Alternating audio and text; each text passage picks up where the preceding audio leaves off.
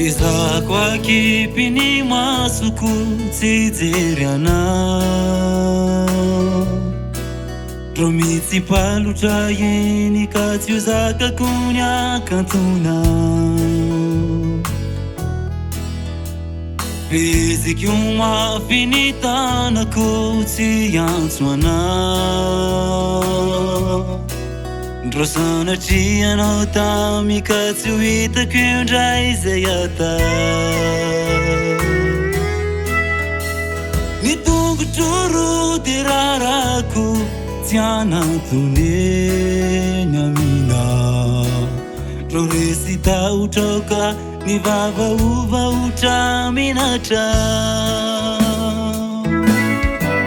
Fa raha ireretr'ireno resy de ioraka farany mafia, fa tafavoaka ny ala ny kitro ka ny fitiavako. Kiza rehetra voajery ny maso, to mampisiky ny mambabo ny foko, eny hatramin'ireo ravinkazo to manintona.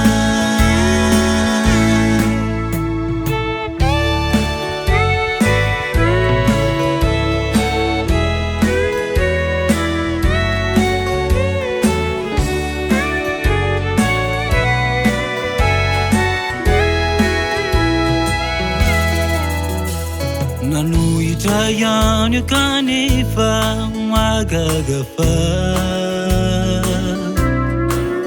to misy feo afafona miantso misariky verina.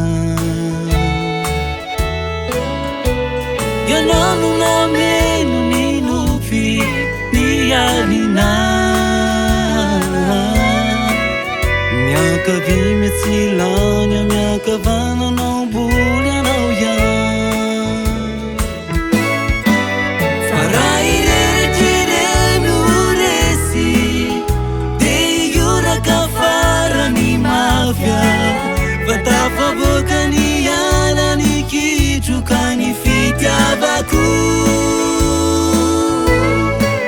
Kiza rehetra voajery ny maso, to mampisiky mambabo ny foko, eny hatramin'ireo ravinkazo to manintona.